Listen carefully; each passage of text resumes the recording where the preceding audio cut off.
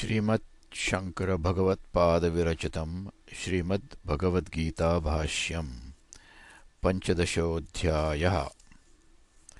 अथ पंचदशः अध्यायः। पुरुषोत्तम योगः। यस्मात् मद् अधीनं कर्मिणां कर्मफलं ज्ञानिनां च ज्ञानफलम् अतः भक्तियोगेन मां ये सेवन्ते ते मम प्रसादात् ज्ञानप्राप्तिक्रमेण गुणातीताः मोक्षं गच्छन्ति। किमु वक्तव्यम् आत्मनः तत्त्वमेव सम्यक् विजानन्तः इति। अतः भगवान् अर्जुनेन अपृष्टः अपि आत्मनः तत्त्वं विवक्षुः उवाच ऊर्ध्वमूलम् इत्यादिना। तत्र तावत् वृक्षरूपककल्पनया वैराग्यहेतोः संसारस्वरूपं वर्णयति।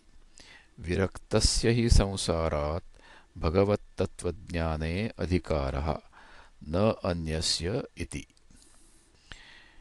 श्रीभगवानुवाच ऊर्ध्वमूलमधः शाखम् अश्वत्थं प्राहुरव्ययम् छन्दांसि यस्य पर्णानि यस्तं वेद स वेदवित्। अन्वयः छन्दांसि यस्य पर्णानि सन्ति तम् अश्वत्थम् ऊर्ध्वमूलम् अधःशाखम् अव्ययम् प्राहुः। यः तं वेद सः वेदवित् इति उच्यते। भाष्यम्। ऊर्ध्वमूलं कालतः सूक्ष्मत्वात् कारणत्वात् नित्यत्वात् महत्वात् च ऊर्ध्वम् उच्यते। ब्रह्म अव्यक्तं मायाशक्तिमत् तत् मूलम् अस्य इति। सः अयं संसारवृक्षः ऊर्ध्वमूलः। श्रुतेश्च ऊर्ध्वमूलो वाक्शाख एषोऽश्वत्थः सनातनः इति। पुराणे च अव्यक्तमूलप्रभवस्तस्यैव अनुग्रहोच्छ्रितः बुद्धिस्कन्धमयश्चैव इन्द्रियान्तरकोटरः। महाभूतविशाखश्च विषयैः पत्रवांस्तथा धर्माधर्मसुपुष्पश्च सुखदुःखफलोदयः। आजीव्यः सर्वभूतानां ब्रह्मवृक्षः सनातनः एतद्ब्रह्मवनं चैव ब्रह्माचरति नित्यशः। एतच्छित्वा च भित्त्वा च ज्ञानेन परमासिना ततश्चात्मरतिं प्राप्य तस्मान्नावर्तते पुनः इत्यादि। तम् ऊर्ध्वमूलं संसारं मायामयं वृक्षम् अधःशाखं महद् अहङ्कारतन्मात्रादयः शाखा इव अस्य अधः भवन्ति इति। सः अयम् अधःशाखः तम् अधःशाखम् न श्वः अपि स्थाता इति अश्वत्थः तं क्षणप्रध्वंसिनम् अश्वत्थं प्राहुः कथयन्ति। अव्ययं संसारमायायाः अनादिकालप्रवृत्तत्वात् सः अयं संसारवृक्षः अव्ययः। अनादि अन्तदेहादिसन्तानाश्रयः हि सुप्रसिद्धः तम् अव्ययम्। तस्य एव संसारवृक्षस्य इदम् अन्यत् विशेषणम्। छन्दांसि यस्य पर्णानि छन्दांसि छादनात् ऋक् यजुः सामलक्षणानि यस्य संसारवृक्षस्य पर्णानि इव पर्णानि। यथा वृक्षस्य परिरक्षणार्थानि पर्णानि तथा वेदाः संसारवृक्षपरिरक्षणार्थाः धर्माधर्म तद्धेतुफलप्रदर्शनार्थत्वात्। यथा व्याख्यातं संसारवृक्षं समूलं यः तं वेद सः वेदवित् वेदार्थवित् इत्यर्थः। न हि समूलात् संसारवृक्षात् अस्मात् ज्ञेयः अन्यः अणुमात्रः अपि अवशिष्टः अस्ति इत्यतः सर्वज्ञः सर्ववेदार्थविद् इति समूलसंसारवृक्षज्ञानं स्तौति। तस्य एतस्य संसारवृक्षस्य अपरा अवयवकल्पना उच्यते। अधश्चोर्ध्वं प्रसृतास्तस्य शाखा गुणप्रवृद्धा विषयप्रवालाः अधश्च मूलान्यनुसन्ततानि कर्मानुबन्धीनि मनुष्यलोके। अन्वयः तस्य गुणप्रवृद्धाः विषयप्रवालाः शाखाः अधः ऊर्ध्वं च प्रसृताः सन्ति। अधः च मनुष्यलोके कर्म अनुबन्धीनि मूलानि अनुसन्ततानि सन्ति। भाष्यम् अधः मनुष्यादिभ्यो यावत् स्थावरम् ऊर्ध्वं च यावत् ब्रह्मणः विश्वसृजो धाम इति एतद् अन्तं यथा कर्म यथा श्रुतं ज्ञानकर्मफलानि तस्य वृक्षस्य शाखा इव शाखाः प्रसृताः प्रगताः गुणप्रवृद्धाः गुणैः सत्वरजस्तमोभिः प्रवृद्धाः स्थूलीकृताः उपादानभूतैः विषयप्रवालाः विषयाः शब्दादयः प्रवालाः इव देहादिकर्मफलेभ्यः शाखाभ्यः अङ्कुरीभवन्ति इव तेन विषयप्रवालाः शाखाः। संसारवृक्षस्य परममूलम् उपादानकारणं पूर्वम् उक्तम्। अथ इदानीं कर्मफलजनित रागद्वेषादिवासनाः मूलानि इव धर्म अधर्मप्रवृत्तिकारणानि अवान्तरभावीनि तानि अधश्च देवादि अपेक्षया मूलानि अनुसन्ततानि अनुप्रविष्टानि कर्मानुबन्धीनि कर्म धर्म अधर्मलक्षणम् अनुबन्धः पश्चाद्भावि येषाम् उद्भूतिम् उद्भवति तानि कर्मानुबन्धीनि मनुष्यलोके विशेषतः। अत्र हि मनुष्याणां कर्म अधिकारः प्रसिद्धः यस्तु अयं वर्णितः संसारवृक्षः। न रूपमस्येह ततोपलभ्यते नान्तो न चादिर्न च सम्प्रतिष्ठा अश्वत्थमेनं सुविरूढमूलम् असङ्गशस्त्रेण दृढेन चित्वा। अन्वयः यथा अयं वर्णितः तथा अस्य रूपम् इह न उपलभ्यते अस्य अन्तः न आदिः च न सम्प्रतिष्ठा च न उपलभ्यते सुविरूढमूलम् एनम् अश्वत्थं दृढेन असङ्गशस्त्रेण चित्वा। भाष्यम् न रूपम् अस्य इह यथा उपवर्णितं तथा नैव उपलभ्यते स्वप्नं मरीच्युदकमाया गन्धर्वनगरसमत्वात् दृष्टनष्टस्वरूपो हि स इति अत एव न अन्तः न पर्यन्तः निष्ठा परिसमाप्तिर्वा विद्यते तथा न च आदिः इतः आरभ्य अयं प्रवृत्तः इति न केनचित् गम्यते न च सम्प्रतिष्ठा स्थितिः मध्यम् अस्य न केनचित् उपलभ्यते। अश्वत्थम् एनं यथोक्तं सुविरूढमूलं सुष्ठु विरूढानि विरोहं गतानि सुदृढानि मूलानि यस्य तम् एनं सुविरूढमूलम् असङ्गशस्त्रेण असङ्गः पुत्रवित्तलोकैषणाभ्यः व्युत्थानं तेन असङ्गशस्त्रेण दृढेन परमात्मा अभिमुख्यनिश्चयदृढीकृतेन पुनः पुनः विवेक अभ्यास अश्मनिशितेन छित्त्वा संसारवृक्षं सबीजम् उद्धृत्य। ततः पदं तत्परिमार्गितव्यं यस्मिन् गता न निवर्तन्ति भूयः तमेव चाद्यं पुरुषं प्रपद्ये यतः प्रवृत्तिः प्रसृता पुराणी।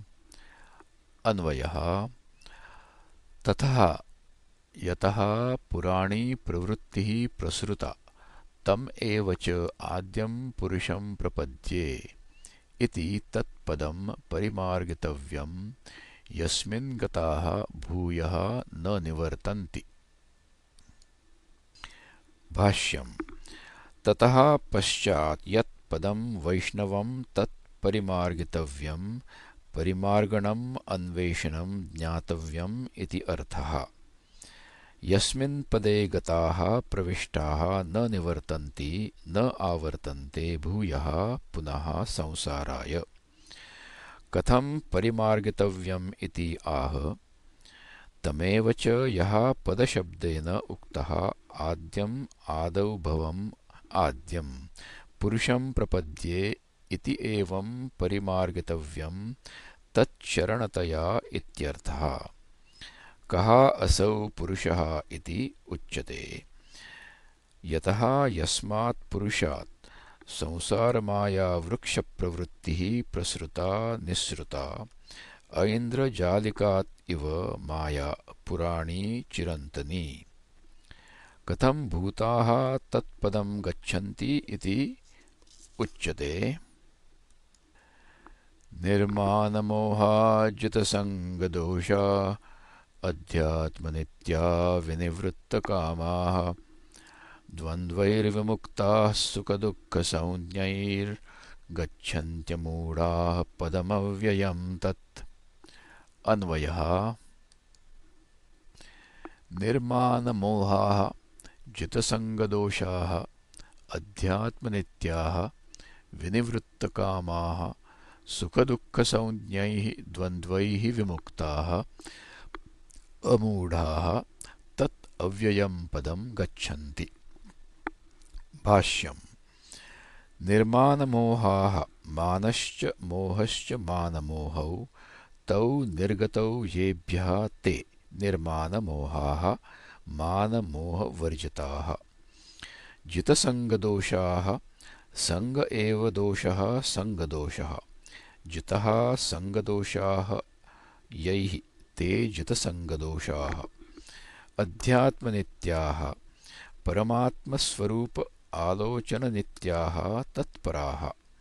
विनिवृत्तकामाः विशेषतो निर्लेपेन निवृत्ताः कामाः येषां ते विनिवृत्तकामाः। यतयः सन्न्यासिनः द्वन्द्वैः प्रिय अप्रियादिभिः विमुक्ताः सुखदुःखसंज्ञैः परित्यक्ताः गच्छन्ति अमूढाः मोहवर्जिताः पदम् अव्ययं तत् यथोक्तम्। तदेव पदं पुनः विशेष्यते।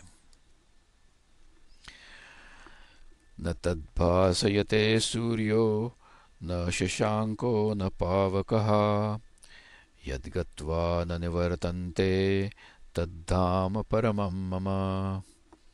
अन्वयः न सूर्यः न शशाङ्कः न पावकः च तत्पदं भासयते यत् गत्वा न निवर्तन्ते तत् मम परमं धाम। भाष्यम् तत् धाम इति व्यवहितेन धाम्ना सम्बध्यते। तत् धाम तेजोरूपं पदं न भासयते सूर्यः आदित्यः सर्वावभासनशक्तिमत्वेऽपि सति।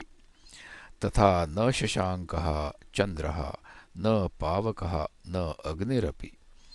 यत् धाम वैष्णवं पदं गत्वा प्राप्य न निवर्तन्ते यच्च सूर्यादिः न भासयते तत् धाम पदं परमं विष्णोः मम पदं यत् गत्वा न निवर्तन्ते इत्युक्तम्। ननु सर्वा हि गतिः आगत्यन्ता संयोगाः विप्रयोगान्ताः इति प्रसिद्धम्। कथम् उच्यते तत् धाम गतानां नास्ति निवृत्तिः इति। शृणु तत्र कारणम्।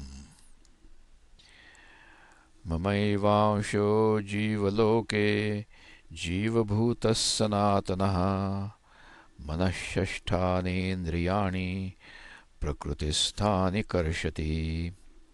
अन्वयः अस्मिन् जीवलोके मम एव सनातनः अंशः जीवभूतः अस्ति।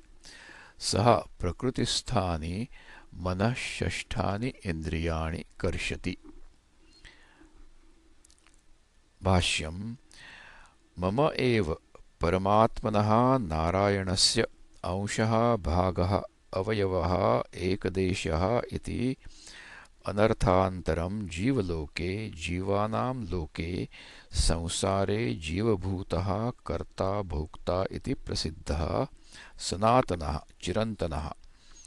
यथा जलसूर्यकः सूर्यांशः जलनिमित्तापाये सूर्यमेव गत्वा न निवर्तते च तेनैव आत्मना गच्छति एवम् एव। यथा घटादि उपाधिपरिच्छिन्नो घटादि आकाशः आकाशांशः सन् घटादिनिमित्तापाये आकाशं प्राप्य न निवर्तते। अतः उपपन्नम् उक्तं यद्गत्वा न निवर्तन्ते इति। ननु निरवयवस्य परमात्मनः कुतः अवयवः एकदेशः अंशः इति। सावयवत्वे च विनाशप्रसङ्गः अवयवविभागात्। न एष दोषः अविद्याकृत उपाधिपरिच्छिन्नः एकदेशः अंश इव कल्पितः यतः। दर्शितश्च अयम् अर्थः क्षेत्राध्याये विस्तरशः। स च जीवः मद् अंशत्वेन कल्पितः कथं संसरति उत्क्रामति च इति उच्यते। मनःषष्ठानि इन्द्रियाणि श्रोत्रादीनि प्रकृतिस्थानि स्वस्थाने कर्णशष्कुल्यादौ प्रकृतौ स्थितानि कर्षति आकर्षति। कस्मिन् काले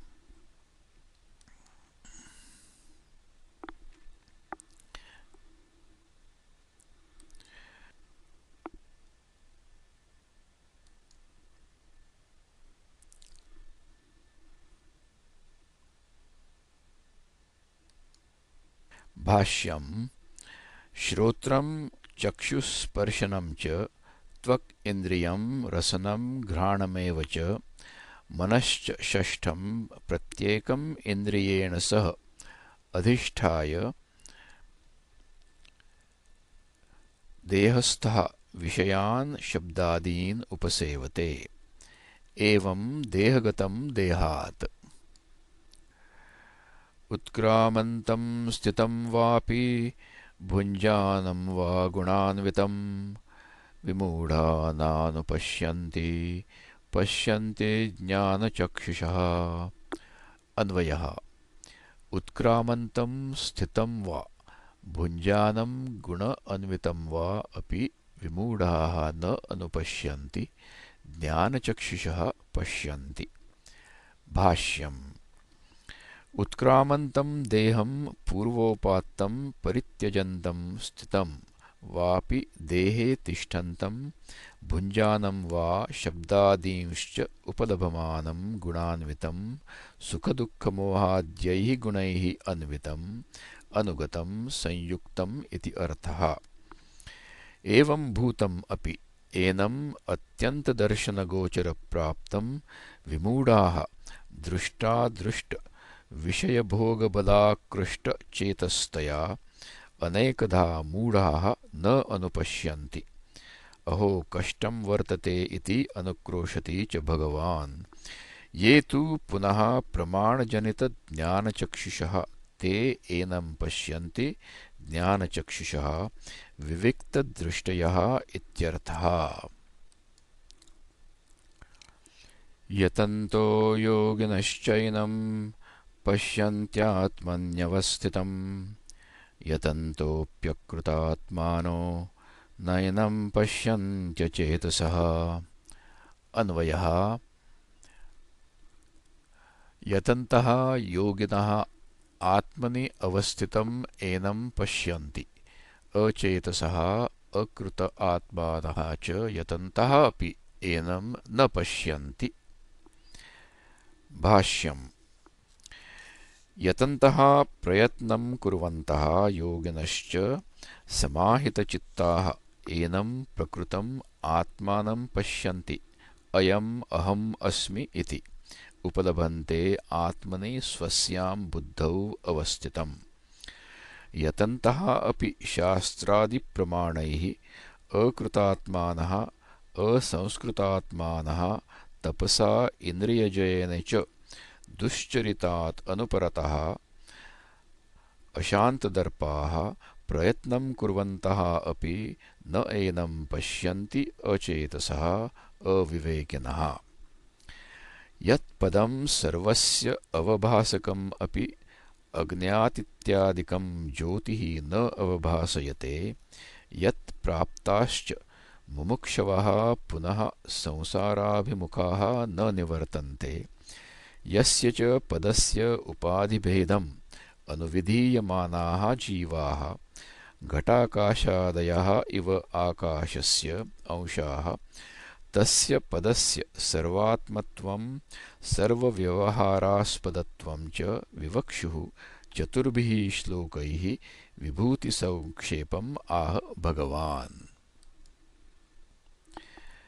यदाधिगत्यं तेजो जगद्भासयतेऽखिलं यच्चन्द्रमसि यच्चाग्नौ तत्तेजो विद्धि मामकम् अन्वयः यत् आदित्यगतं तेजः अखिलं जगद्भासयते यच्च चन्द्रमसि यच्च अग्नौ स्थितम् अस्ति तत् मामकं तेजः अस्ति इति त्वं विद्धि भाष्यम् यत् आदित्यगतम् आदित्याश्रयम् किं तत् तेजः दीप्तिः प्रकाशः जगत् भासयते प्रकाशयति अखिलं समस्तम् यत् चन्द्रमसि शशभृति तेजः अवभासकं वर्तते यच्च अग्नौ हुतवहे तत् तेजः विद्धि विजानीहि मामकं मदीयं मम विष्णोः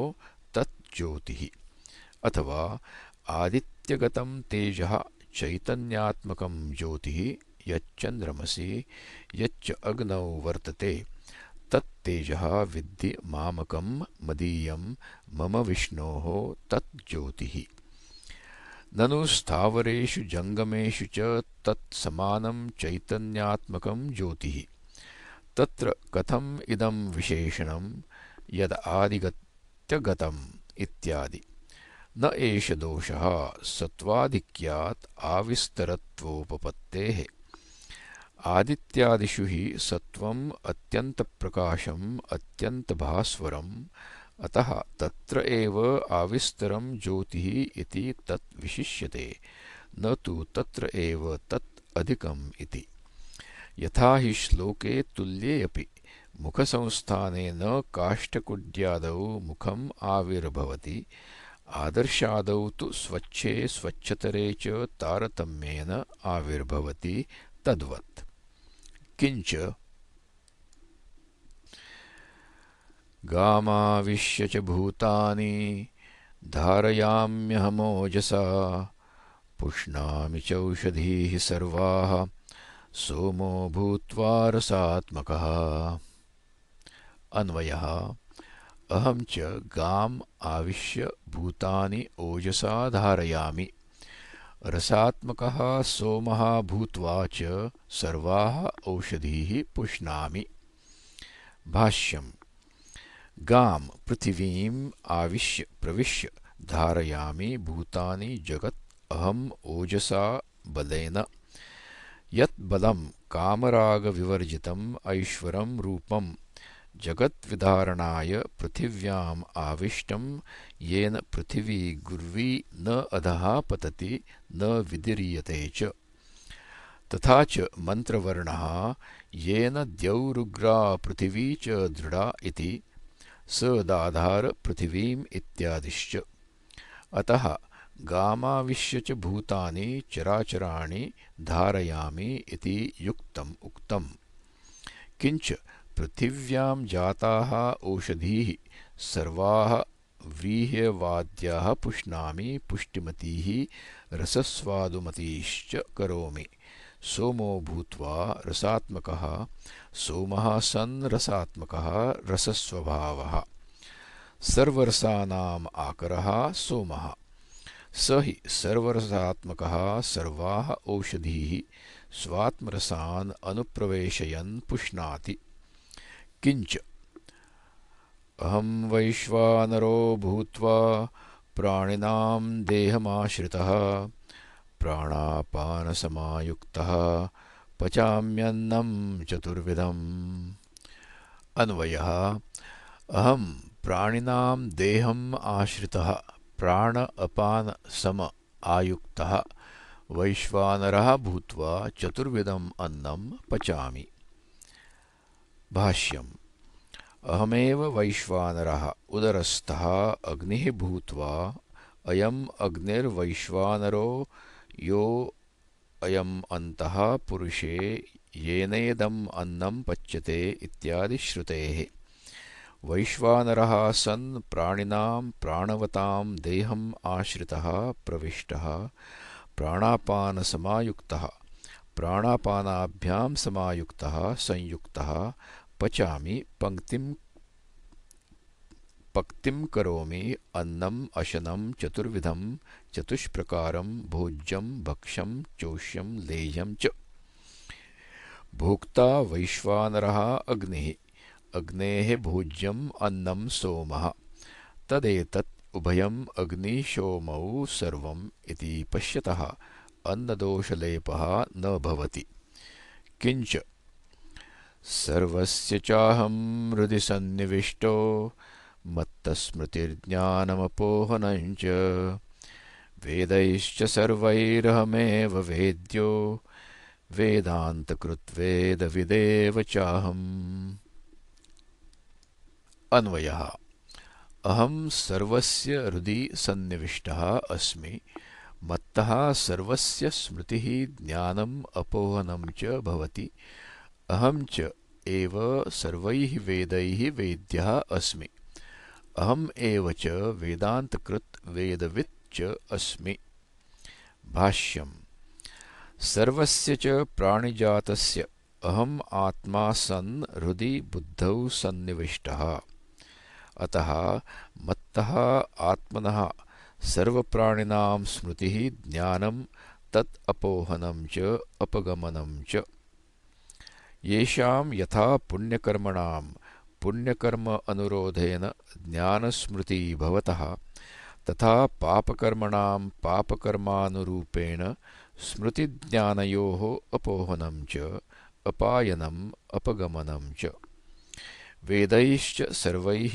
अहमेव परमात्मा वेद्यः वेदितव्यः वेदान्तकृत् वेदान्त अर्थसम्प्रदायकृत् इति अर्थः वेदवित् वेदार्थवित् एव च अहम् भगवतः ईश्वरस्य नारायणाख्यस्य विभूतिसंक्षेपः उक्तः विशिष्ट उपाधिकृतः यदादित्यगतं तेजः इत्यादिना अथ अधुना तस्य एव क्षर अक्षर उपाधि प्रविभक्ततया निरुपाधिकस्य केवलस्य स्वरूप निर्दिधार इषया उत्तरे श्लोकाः आरभ्यन्ते तत्र सर्वमेव अतीतान् आगताध्यायार्थजातं त्रिधा राशीकृत्य आह द्वाविमौ पुरुषौ लोके क्षरश्चाक्षर एव च क्षरः सर्वाणि भूतानि कूटस्थोऽक्षर उच्यते अन्वयः अस्मिन् लोके क्षरः अक्षरः च एव इमौ द्वौ पुरुषौ स्तः सर्वाणि भूतानि क्षरः कूटस्थः च अक्षरः उच्यते भाष्यम् द्वौ इमौ पृथग्राशीकृतौ पुरुषौ इति उच्येते लोके संसारे क्षरश्च क्षरति इति क्षरः विनाशी इति एको राशिः अपरः पुरुषः अक्षरः तद्विपरीतः भगवतः मायाशक्तिः क्षर आख्यस्य पुरुषस्य उत्पत्तिबीजम् अनेकसंसारिजन्तुकामकर्मादिसंस्काराश्रयः अक्षरः पुरुषः उच्यते। कौ तौ पुरुषौ इति आह स्वयमेव भगवान्। क्षरः सर्वाणि भूतानि समस्तं विकारजातम् इत्यर्थः। कूटस्थः कूटः राशिरिव स्थितः अथवा कूटः माया वञ्चना जिह्मता कुटिलता इति पर्यायाः। अनेक माया वञ्चनादिप्रकारेण स्थितः कूटस्थः। संसार बीजान् अन्त्यात् न क्षरति इति अक्षरः उच्यते। आभ्यां क्षर अक्षराभ्याम् अन्यः विलक्षणः क्षर अक्षरोपाधिद्वयदोषेण अस्पृष्टः नित्यशुद्धबुद्धमुक्तस्वभावः। उत्तमः पुरुषस्त्वन्यः परमात्मेत्युदाहृतः यो लोकत्रयमाविश्य बिभर्त्यव्यय ईश्वरः। अन्वयः उत्तमः पुरुषः तु अन्यः अस्ति, सः परम आत्मा इति उदाहृतः, यः अव्ययः ईश्वरः लोकत्रयम् आविश्य तत् बिभर्ति। भाष्यम् उत्तमः उत्कृष्टतमः पुरुषः तु अन्यः अत्यन्तविलक्षणः। आभ्यां परमात्मा इति परमश्च असौ देहादि अविद्याकृतात्मभ्यः आत्मा च सर्वभूतानां प्रत्यक्चेतनः इति अतः परमात्मा इति उदाहृतः उक्तः वेदान्तेषु। स एव विशिष्यते यः लोकत्रयं भूर्भुवस्वराख्यं स्वकीयया चैतन्यबलशक्त्या आविश्य प्रविश्य बिभर्ति, स्वरूप सद्भावमात्रेण बिभर्ति धारयति। अव्ययः न अस्य व्ययः विद्यते इति अव्ययः। कः? ईश्वरः सर्वज्ञः नारायण आख्यः ईशनशीलः। यथा व्याख्यातस्य ईश्वरस्य पुरुषोत्तमः इति एतत् नाम प्रसिद्धम्। तस्य नाम निर्वचनप्रसिद्ध्या अर्थवत्त्वं नाम्नो दर्शयन् निरतिशयः अहम् ईश्वरः इति आत्मानं दर्शयति भगवान्। यस्मात्क्षरम् अतीतोऽहम् अक्षरादपि चोत्तमः अतोऽस्मि लोके वेदे च प्रतितः पुरुषोत्तमः। अन्वयः यस्मात् अहं क्षरम् अतीतः अक्षरात् अपि च उत्तमः अस्मि, अतः अहं लोके वेदे च पुरुषोत्तमः इति प्रतितः अस्मि। भाष्यम् यस्मात् क्षरम् अतीतः अहं संसारमायावृक्षम् अश्वत्थाख्यम् अतिक्रान्तः अहम् अक्षरादपि संसारमायारूपवृक्षबीजभूताद् अपि च उत्तमः उत्कृष्टतमः ऊर्ध्वतमो वा। अतः ताभ्यां क्षराक्षराभ्याम् उत्तमत्वात् अस्मि लोके वेदे च प्रतितः प्रख्यातः। पुरुषोत्तमः इति एवं मां भक्तजनाः विदुः। कवयः काव्यादिषु च इदं नाम निबध्नन्ति। पुरुषोत्तम इति अनेन अभिधानेन अभिगृह्णन्ति। अत इदानीं यथा निरुक्तम् आत्मानं यो वेद तस्य इदं फलम् उच्यते। यो मामेवमसम्मूढो जानाति पुरुषोत्तमं स सर्वविद् भजति मां सर्वभावेन भारत।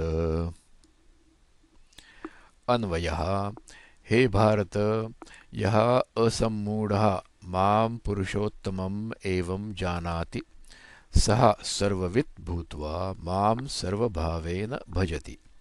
भाष्यम् यः माम् ईश्वरं यथोक्तविशेषणम् एवं यथोक्तेन प्रकारेण असम्मूढः सम्मोहवर्जितः सन् जानाति अयम् अहम् अस्मि इति पुरुषोत्तमं सः सर्ववित् सर्वात्मना सर्वं वेत्ति इति सर्वज्ञः सर्वभूतस्थं भजति मां सर्वभावेन सर्वात्मतया हे भारत। अस्मिन् अध्याये भगवत्तत्त्वज्ञानं मोक्षपदम् उक्त्वा अथ इदानीं तत्स्तौति। इति गुह्यतमं शास्त्रम् इदम् उक्तं मया नघ एतद्बुद्ध्वा बुद्धिमान् स्यात् कृतकृत्यश्च भारत। अन्वयः। हे अनघ, इति गुह्यतमम् इदं शास्त्रं मया उक्तं। हे भारत, एतद्बुद्ध्वा जीवः बुद्धिमान् कृतकृत्यः च स्यात्। भाष्यम्। इति एतत् गुह्यतमं गोप्यतमम् अत्यन्तरहस्यम् इति एतत्। किं तत् शास्त्रम्? यद्यपि गीताख्यं समस्तं शास्त्रम् उच्यते, तथापि अयम् एव अध्यायः यः शास्त्रम् इति उच्यते स्तुत्यर्थं प्रकरणात्। सर्वो हि गीताशास्त्रार्थः अस्मिन् अध्याये समासेन उक्तः। न केवलं गीताशास्त्रार्थ एव, किन्तु सर्वश्च वेदार्थः यः परिसमाप्तः। यस्तं वेद स वेदवित्, वेदैश्च सर्वैः अहमेव वेद्यः इति च उक्तम्। इदम् उक्तं कथितं मया हे अनघ अपाप, एतत् शास्त्रं यथादर्शतार्थं बुद्ध्वा बुद्धिमान् स्यात् भवेत्, न अन्यथा कृतकृत्यश्च भारत। कृतं कृत्यं कर्तव्यं येन सः कृतकृत्यः। विशिष्टजन्म प्रसूतेन ब्राह्मणेन यत् कर्तव्यं तत् सर्वं भगवत्तत्त्वे विदिते कृतं भवेत् इत्यर्थः। न च अन्यथा कर्तव्यं परिसमाप्यते कस्यचित् इति अभिप्रायः। सर्वं कर्माखिलं पार्थ ज्ञाने परिसमाप्यते इति च उक्तम्। एतद्धि जन्मसामग्र्यं ब्राह्मणस्य विशेषतः। प्राप्य एतत् कृतकृत्यो हि द्विजो भवति नान्यथा इति च मानवं वचनम्। यतः एतत् परमार्थतत्त्वं मत्तः श्रुतवान् असि, अतः कृतार्थः त्वं भारत इति। इति श्रीमत्परमहंसपरिव्राजकाचार्यस्य श्रीगोविन्दभगवत्पूज्यपादशिष्यस्य श्रीमच्छङ्करभगवतः कृतौ श्रीमद्भगवद्गीताभाष्ये पञ्चदशोऽध्यायः। इति श्रीमहाभारते शतसाहस्र्यां संहितायां वैयासिक्यां भीष्मपर्वणि श्रीमद्भगवद्गीतासु उपनिषत्सु ब्रह्मविद्यायां योगशास्त्रे श्रीकृष्णार्जुनसंवादे पुरुषोत्तमयोगो नाम पञ्चदशोऽध्यायः।